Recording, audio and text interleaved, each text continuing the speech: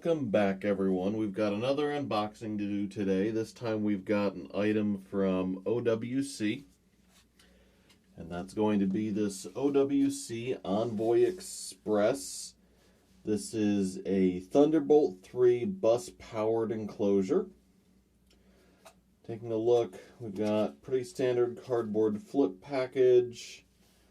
Notes here on the side. It comes with a 10.2-inch cable, which is odd until I see that it's actually 26 centimeters. Okay. Installation tool, optional use, slide mount, and a quick start guide. Add choice of drive, so you'll need to provide your own SSD for this. And once again, bus powered. Says that it'll take any M2 2280 drive. Alright, so let's get into the package here, which is a little stiff. There we go. A little system requirement card, who to call, who to contact for support. For notes and bracket install recommendations. We'll see what that's about in a second. Nice thick foam padding, probably overkill considering the product that's here. So this is, okay, that is heavy. We looked at a similar enclosure before, and that was from a Ricoh. That was a much smaller enclosure. So let's see here. We have the enclosure. We have some kind of peel and stick mount, and the quote-unquote installation tool, which is just a screwdriver and then nothing else. Alright. So before we open it up, the construction appears to be solid aluminum, not ferromagnetic. Nothing really on the back here other than the model number and the manufacturer's serial number. And just Envoy Express here. I do note that this is a bit flatter than I'm used to seeing enclosures like this. Usually they've got kind of a ridged design. So let's go ahead and take a look at what's inside here.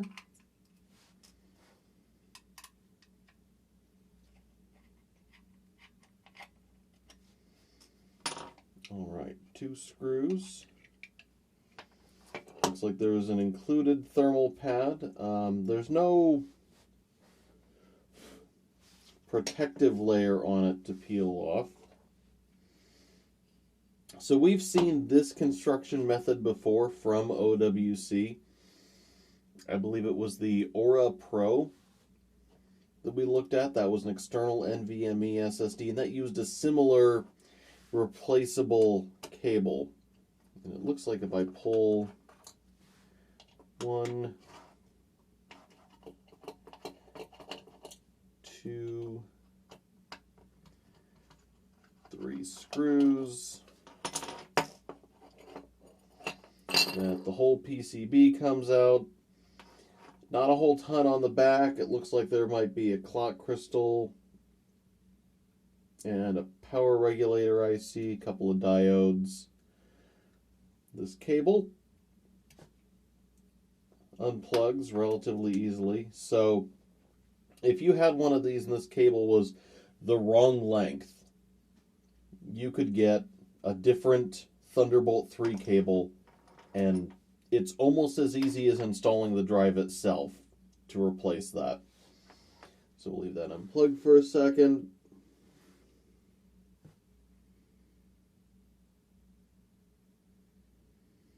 The chip that they're using, I'm going to get a microscope shot of that and put it in here. They've got a couple of different ICs with labels that are fairly nondescript, but we'll bring those up just in case. And then they've got some non-conductive tape on the top of the board there. Alright, let's plug this back in now. A couple of things I'm a little bummed to see. The board, because of the location of these 2 ICs, doesn't allow for the installation of, say, a 2242 drive. I would have also liked to have seen potentially just a little bit longer enclosure for the odd person that has a 22110 SSD. Those are more typical in enterprise applications, although their typical power loss circuitry could be advantageous for an application like this, since I didn't see a capacitor bank in here. So let's go ahead and close that up.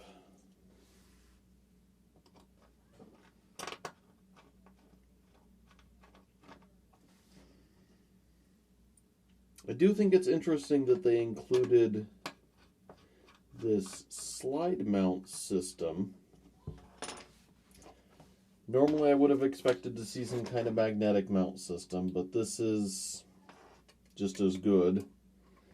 If you had a system where you basically had this attached to it 24/7, this would be a huge advantage. Small form factor desktops, trade show PCs that just don't have enough room in them internally, I could see the advantage of this enclosure.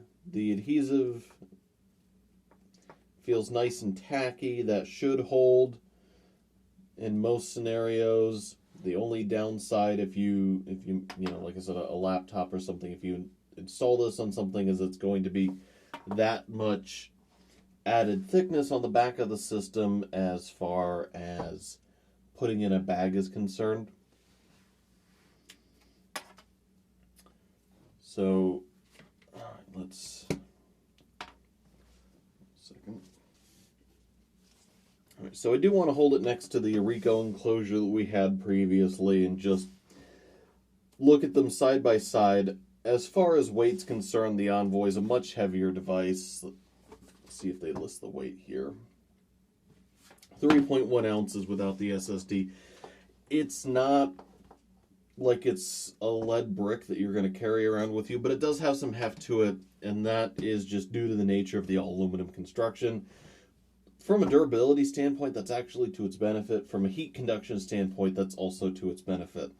There's a lot more thermal mass here for an SSD to radiate heat into than just the little strip of aluminum that was used on this Ricoh enclosure, which is going to be beneficial since this is a Thunderbolt 3 device. I expect this to be absolutely performant and almost equal to internal installation for most drives. And what I mean by that is Thunderbolt 3 does carry, or does have up to a 40 gigabit per second transfer rate, which is on par with the 3x4 for most NVMe drives internal for their PCI Express lane config. However, there is cabling that adds latency. It is outside, and there's a couple of controllers in between point A and point B. So I expect it to perform very well. I don't expect it to perform at 100% native. So that's why I'm gonna call it near native. As far as what drives we're going to test with this, we will use the drive that's in here. This is the Intel 660p. This is our QLC 1TB drive. That's not really what I anticipate most people to pick to go with this enclosure. We'll also get a higher end TLC NVMe SSD to test in it. But it is one that I do anticipate will happen by accident. And what I mean by that is there are people who are going to pick just the cheapest 1TB NVMe SSD they can put in the enclosure. That's not really how you want to use an enclosure like this. Because it's a high performance enclosure, you want to pick something that is equal to or almost equal to what you would use for an internal drive in that same system. So if you're running virtual machines on it, you're running databases on it, you're editing video on it, the same drives that you would choose to install in a laptop or desktop to do those things are the same drives that you want to put in this enclosure. The benefit here is that it's portable and that it's easily accessible from outside the machine. So if I expect to destroy the drive because I just have databases that tear it up and I'm replacing it every 6 months, this is a lot easier to get to than the M2 sled inside the machine. If I am just moving massive amounts of footage all the time because I'm editing video, this isn't a bad choice. This is a better choice. This is the type of thing that on some of the higher end cameras that support it, I could plug it in, record, plug it right into a laptop and edit it without even considering bringing it into an internal drive, as long as I put a fast enough SSD inside the enclosure. So, like I said, we'll test this. We'll test the SSD that's in here. We'll get another higher performance SSD as well. And if there's any tests anyone wants to see that we skipped when we covered the Sorico enclosure, and I'll make sure there's a link to the coverage on that below, let us know in the comments, and we will make sure to include that both as a follow-up here and for our new enclosure going forward. With all that said, I want to thank Electrix for providing our opening and closing themes. I also want to thank our patrons for helping make content like this possible. If you have any questions or comments, make sure to leave them below, and otherwise, thank you for watching.